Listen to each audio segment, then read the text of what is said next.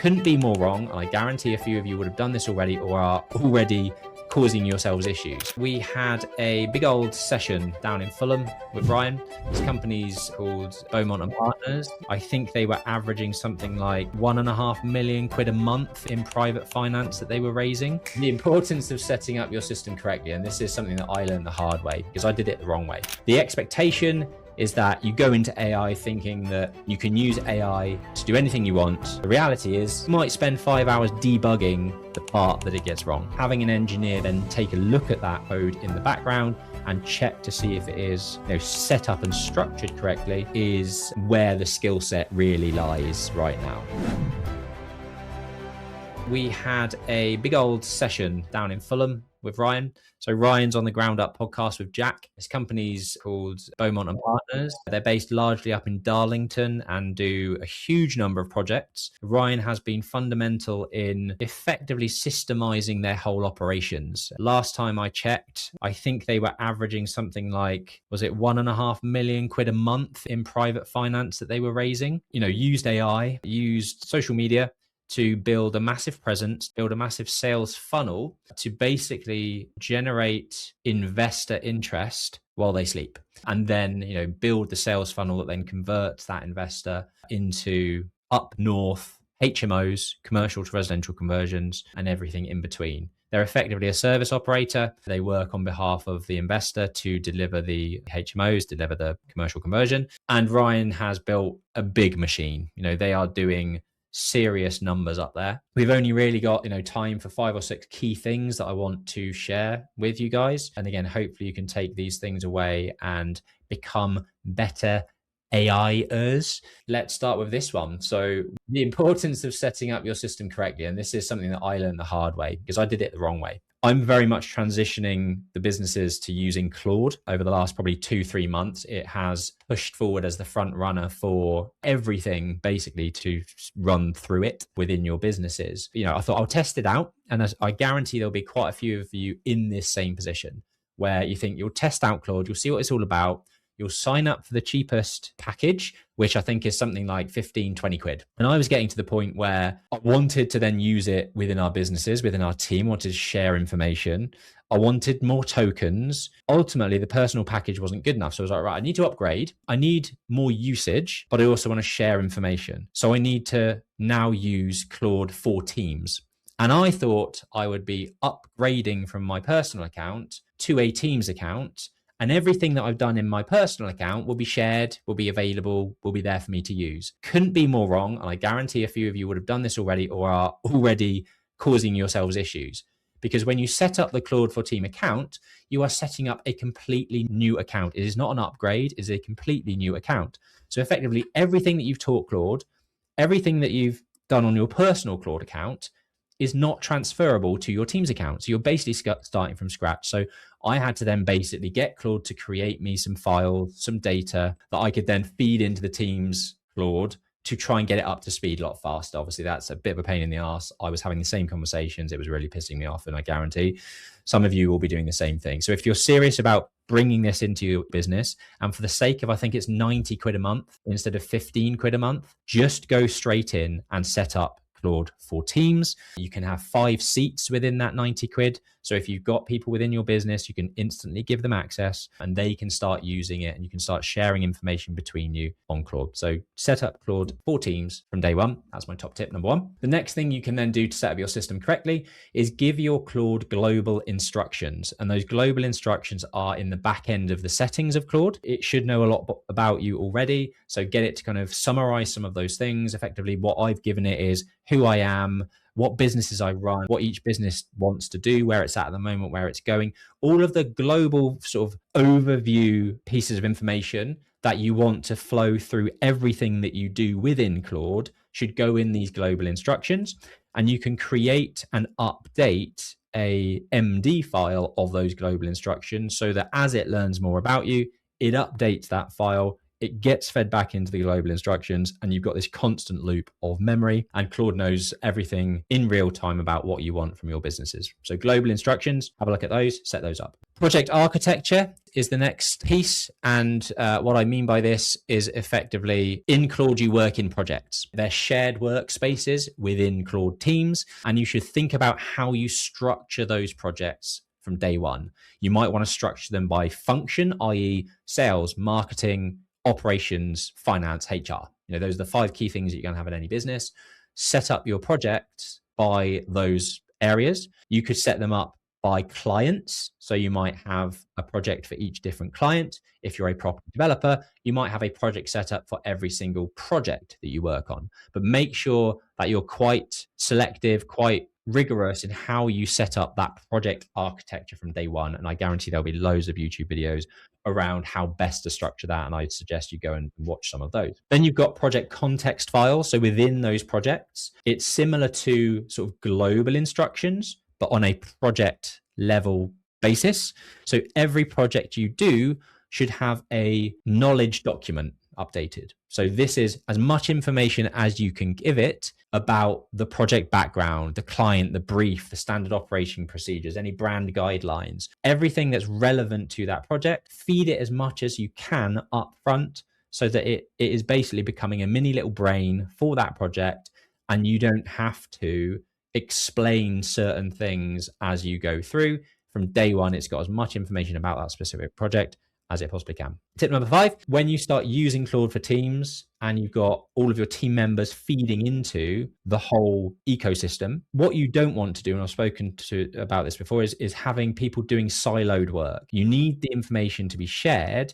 And what you also want to capture is if there are, different people doing different things that create amazing prompts that generate really good output, really good insightful stuff, is to save prompts, save the structure of some of those prompts, basically name them as separate files, keep them stored somewhere, keep them in a separate repository, and basically treat them like templates the same way you would treat a standard operating procedure, so that anyone within the team can make use of those prompt templates. If you want to work on developments just like this is £6 million in North London, and you want to be surrounded by other property developers that are doing this as a job, you want to scale and grow your development business, you need to surround yourself with business owners that have been there and done that. We've spent tens of thousands of pounds on our own education with business coaching, mentorship, and that's why we're bringing the XP Boardroom to people just like yourself who want to learn from award-winning developers just like us,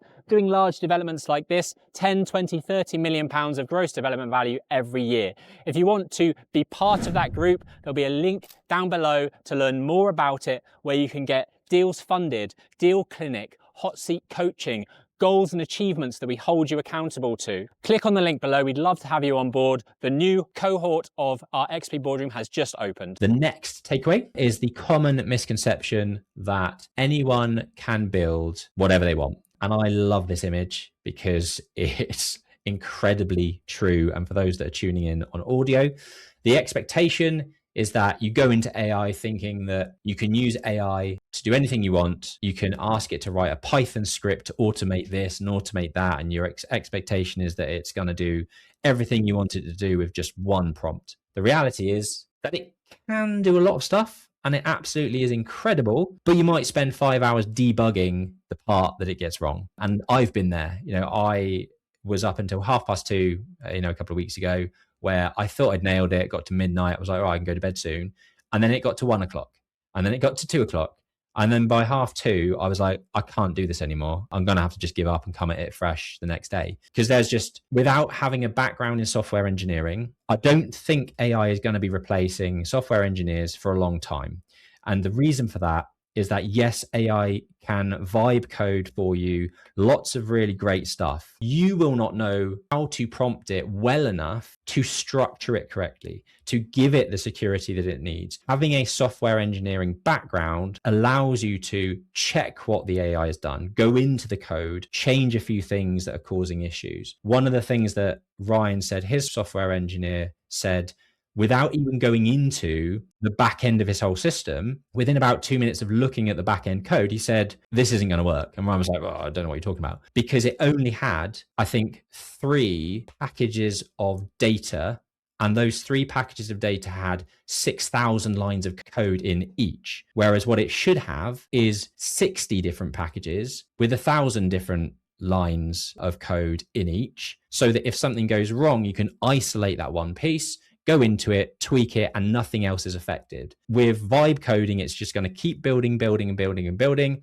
You can't see, because you're not a software engineer, the back end of what it's doing and how it's creating it and building things with a structure from the start that follows good guidance and has proper boundaries, has proper security. So I don't think AI is going to be replacing engineers wholesale. I think there's obviously a huge amount of grunt work that the AI can do, but having an engineer then take a look at that code in the background and check to see if it is, set up and structured correctly is where the skill set really lies right now. So yes, anyone can use AI, but not everyone can use it as well as a software engineer.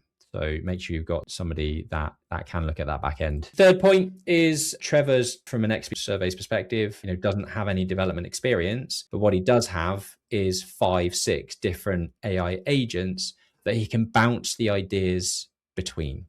So he might start a conversation in chat, verify that in Grok, ask Claude to then double check what Grok and ChatGPT have put forward, limit the amount of vulnerabilities, limit the amount of errors, or suggest other things that Chat and Grok might not have suggested. And by using all of those different tools, and yes, it might cost you an extra 15, 20 quid a month to have access to some of these extra tools, but I think it's well worth it because they all have different skill sets. They all have different performance metrics and capabilities. So by bouncing ideas around them, I think you're going to get the best of all worlds. And that is something that Trevor's done a fantastic job of doing with the portal. Secondly is using the right platform. And this is going to change depending on where you are at. I built the MVP of our portal on Replit. I listened to a Diary of a CEO podcast. I heard them talking about Replit, sounded great, but Replit is one of many different platforms that you can use. And we found that Replit started to cost us an absolute bomb in tokens in usage. And when I say an absolute bomb, for us, it was racking up 1,000 to 1,500 quid a month in usage, which, to put things into perspective, Trevor has now transferred all of that coding to Cursor, and it costs us pennies. It might cost us 200 quid. So he's basically kind of, a fifth, if not more, reduction in cost by just moving it to a different platform. So make sure that whatever you build it on, and Replit is a very good way of building the platform without much, if at all, any kind of coding experience. It's a great way of building it, but once you get to a certain size and you start spinning through a lot of usage, you should be looking at other ways of doing that. Make sure you're setting your platform, whatever it may be, up on the right structure, right platform from day one. My input of the day is obviously I'm interested in making things more efficient, keen to sharpen the amount of time I'm spending on certain repetitive tasks in a week, but also obviously business delivery, like a Monday. I really want to know the ins and outs of how various different people do things and use AI to do things. But we took along Jay, who does our lettings management in Central Suites. Obviously, my brother, who also does lettings management and I work with in Central Suites, but also Trevor, as mentioned, in XP Surveys. And then there's obviously sort of secondary benefit in XP Property. But what I was concerned about as a manager, as a business owner, is I really want to encourage our team to explore AI, but they can't be spending all of their time on AI. Now, the reason I say that is because there's day-to-day tasks that we've delivered for nearly a decade in those businesses that you can't just park, stop, not respond to tenants, not let rooms, not manage people, not contact maintenance companies or whatever it may be. So for that reason, I think that with any AI strategy, you need short-term wins. So these could be things improving your diary management, giving you email management, systemizing a process that's duplicated or repetitive. And then once you have that time, spend it on longer term plays. So spend it on things that you can deliver in the future. And I had to make that quite clear with our particular team members that it's all well and good getting really engrossed and obsessed with AI, and we want to encourage that. But there does come a period where you have to block time to make sure you're still doing day-to-day tasks until that support is in place. Will there be someone better? The answer is almost yes all the time. Sorry to say, folks. But the reason I put this up in here is because when you get your head into AI and you see the capacity that Claude or Replit can really deliver, you almost feel like you can build anything. You almost feel, I could go do this. I could build a dating app. I could set up a new Tesla app for my car. You literally have all of these ideas of things that you can do. But what I highly recommend is to focus on the short-term wins for now. Learn about the topic as much as you can.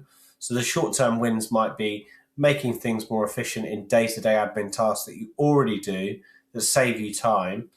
Then as you progress and get more embedded into the AI position, think to yourself, am I creating something that will probably be created by someone else and it will probably be better? And will that be fairly soon?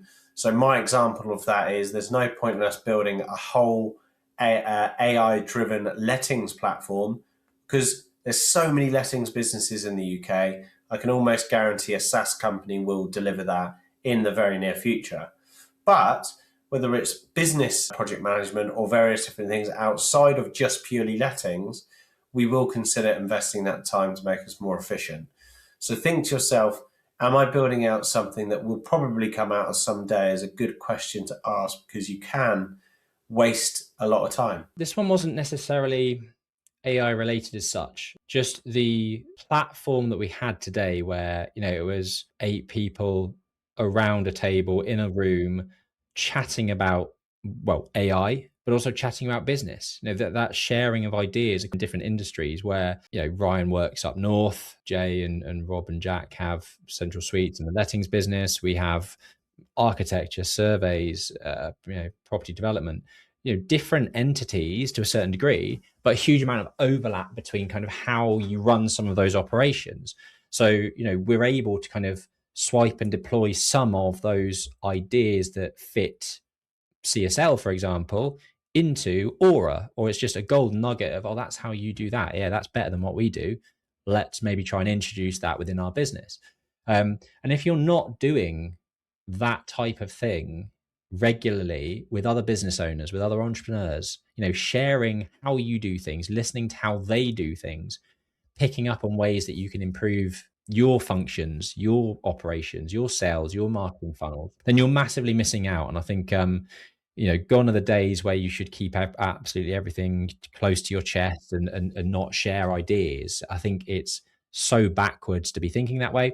And yeah, this is just basically a message to say, if you don't have a group of people that you can share these type of things with and share ideas, find them, go to events, go to networking events, join groups, communities, etc., and try and learn vicariously off of other people's, positive outcomes and, good ways of doing things.